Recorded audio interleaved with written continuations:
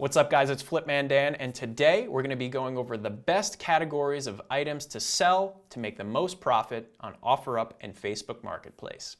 Let's get it.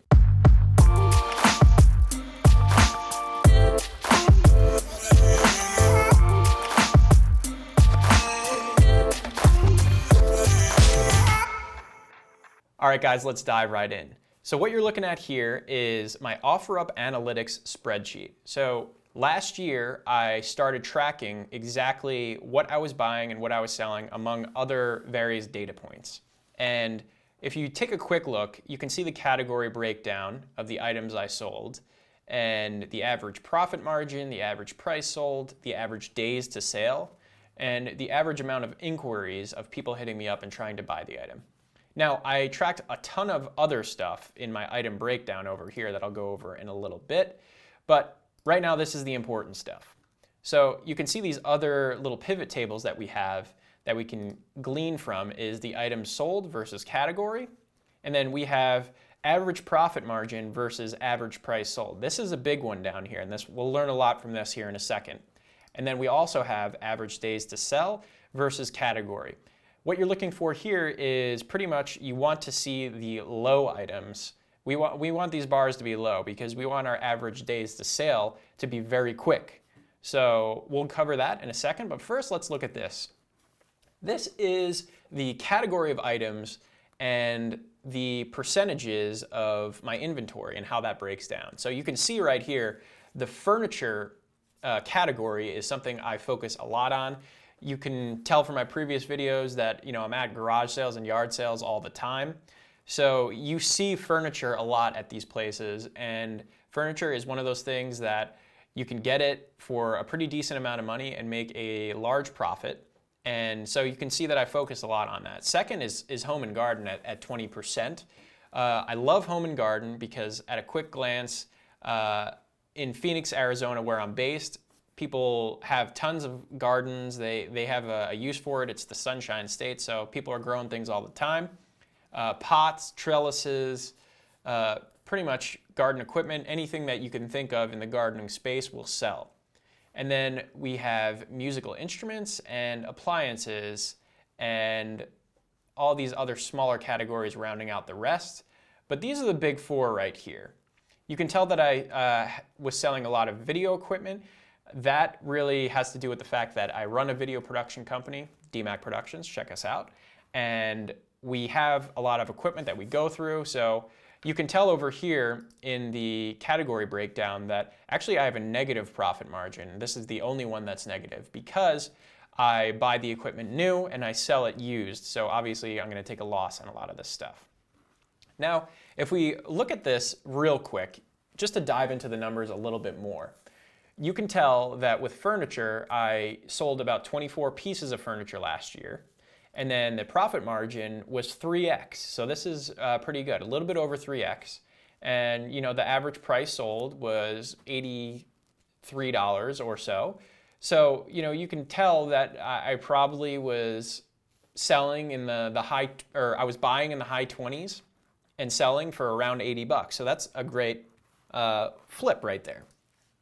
If you look at average days to sale though, this is a pretty average amount, about 3 weeks from buying to selling. So, pretty quick, but not ridiculously quick if you were looking to make a quick buck.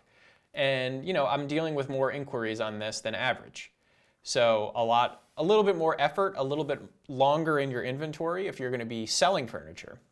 Now, second, with home and garden, I had a very similar amount of stuff that I was selling compared to furniture.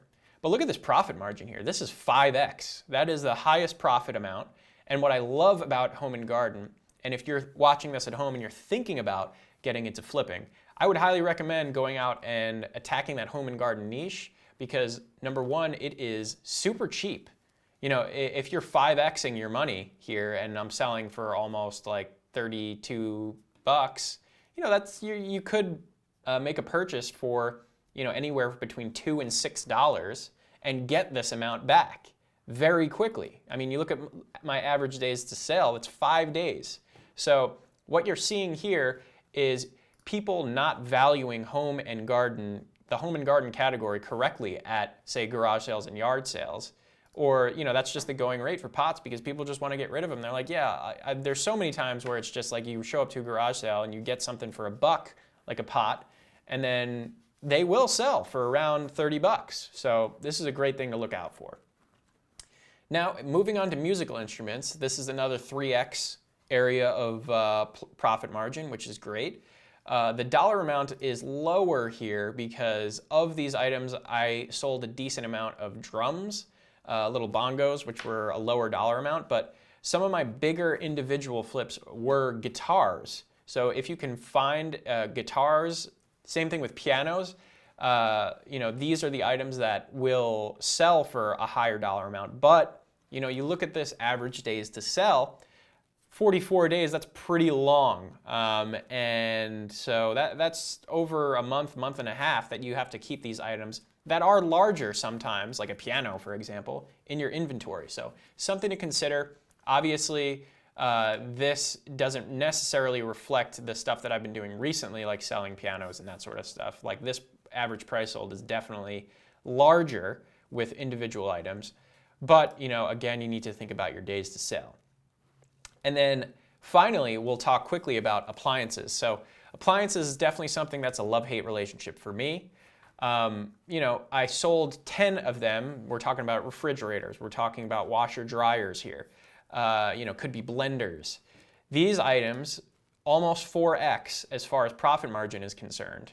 And what I love about this, if you take a look down here at our average price sold versus our average profit margin, boom, appliances stick out right here, big time. $176 average price sold at a 4x profit margin, so that is really good. But the kickback of that, and the take back, is the fact that I've dealt with a lot of appliances that either I bought them and I thought they worked, or they don't work. These just flat out don't work.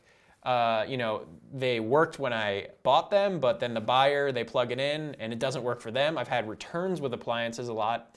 So it sometimes can be a crapshoot, and you can roll these numbers, but I'd say about 20 to 30% of the time, you're either going to have to sell something for a loss, or you're going to have to get a refund or something like that, because appliances, especially used appliances and other electronics, sometimes you just don't know. So always be on the lookout, always double check that items work before you make the purchase if you're at a garage or yard sale. And so that's pretty much the main gist of it. Obviously, there's a lot of these other categories down here that you could focus on. Say, there's tons of people that make grips of money on games and toys, video games, that sort of stuff. It depends on your niche. This is my niche. This is the stuff that I know. These top 5 things is kind of what I've gotten a lot of experience with selling, but that's not to say that you can't go out there and sell video games, sell baseball cards, whatever is your niche. And if you don't mind shipping things, there's a whole other world out there for you for items that, say, you wanted to sell on Poshmark, you wanted to sell on eBay, Etsy, what have you. There's so many other selling channels. If you wanted to focus on, say, clothing, that sort of stuff, you totally can do that. And you're obviously going to make smaller profit margins, or maybe bigger profit margins with this, but it's the other caveat of having to ship the item and deal with giving up a slice of that to, say, Poshmark or eBay. That's going to take anywhere from 10 to 20% of your sale. If you want straight cash in your pocket, if you want low barrier to entry flipping, then focus on this stuff, which is in-person sales for OfferUp or something like Facebook Marketplace. That all this stuff applies to both of those apps. And you will see a lot of success if you focus on these niches. So that's all I had for you guys today. We can go over this, days to sale stuff. Obviously, you can tell that, some of these things are what I focus on as far as video equipment. Home and garden is super minuscule as far as days to sale. This is a little bit skewed information here because I had one photography camera that sat in my inventory for, you can see, 480 days, which is outrageous.